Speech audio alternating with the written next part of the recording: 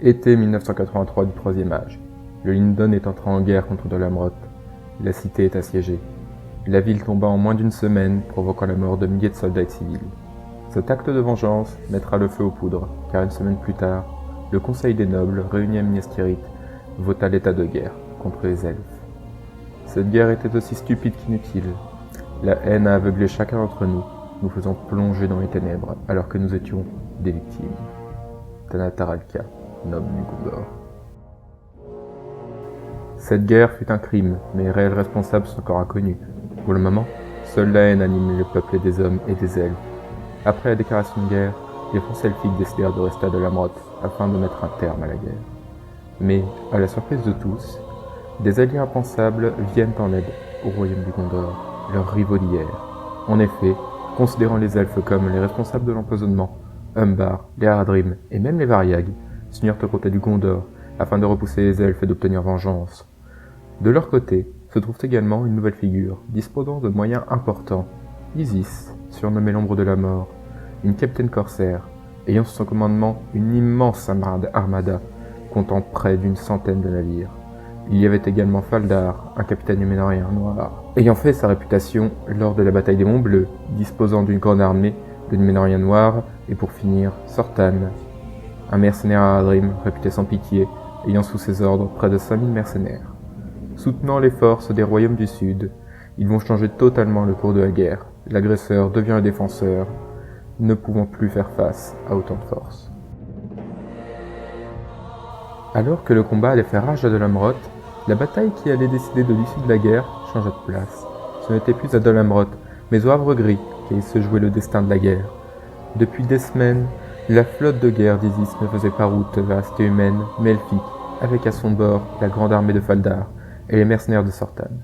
La flotte leur fit déposer pied au sud de Lindon, tandis que celle-ci se dirigeait vers le golfe de la Lune. Rejoint par un seigneur numénorien noir du nom de Furimor et d'un mercenaire dénommé Vernas, offrant donc à l'armée de Faldar plus de 40 000 soldats supplémentaires, ils débutèrent le siège du port elfique de Havre Gris, qui avait été renforcé et fortifié. Cependant, la force majeure des elfes étant à Dolamroth, ils ne purent défendre la cité contre un si grand nombre d'adversaires, et celle-ci fut finalement capturée par les corsaires, qui la transformèrent en un champ de ruines, tuant des milliers d'elfes et asservissant ceux qui n'avaient pas eu la chance de mourir. Aucun renfort ne put donc être envoyé à Dolamroth, qui tomba un mois plus tard. Mais, face à cette domination des corsaires sur le territoire elfique et la brutalité dont ils avaient fait preuve à l'égard des populations de Lindon, Verbois et les royaumes nains d'Erebor prirent la décision de rejoindre le combat aux côtés des elfes contre le royaume des hommes du Gondor et des hommes du Sud. Cependant, la distance à laquelle se trouvait Lindon empêcha la plupart des plans d'action des elfes de Verbois et des nains, et très vite la situation se figea. Les corsaires continuèrent leur conquête en prenant les villes d'Arlonde et de Forlonde, mais ils ne pouvaient étendre toute leur domination sur ces terres, alors également partagées par l'Empire, où nombre d'elfes s'y réfugièrent, ainsi qu'en Arnor et à Imladris. La situation était donc devenue statique. Un conseil de paix fut organisé en Arnor sous l'égide des Dunedains, qui, ne pouvant se ranger aux côtés des elfes car ils étaient trop faibles, tentèrent au moins de faire arrêter leur mort. Les représentants des deux camps, Isis, la capitaine corsaire, et Artanis, la régente de Verbois, signèrent un traité de paix que l'on surnomma la paix des dames. En effet, celle-ci stipulait que les corsaires devaient retirer leurs forces de Lindon, excepté les Havres Gris qu'ils purent conserver. Ce fut une guerre d'une rare violence, qui coûta la vie à des dizaines de milliers d'innocents en l'espace d'une année. Les elfes, alors vus comme les responsables de l'empoisonnement, en payèrent le prix, alors que pourtant, il n'y avait aucune preuve tangible de leur participation.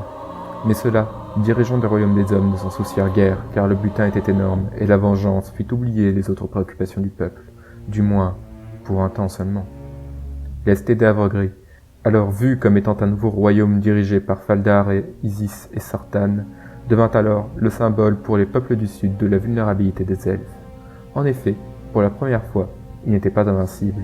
Cette victoire, permettant de cacher les morts et les disparus, était pour tous le signe qu'une autre guerre allait bientôt débuter, car aucun des camps n'avait été détruit, et l'ambition des nouveaux seigneurs de l'Havre Gris n'avait alors pas de limite.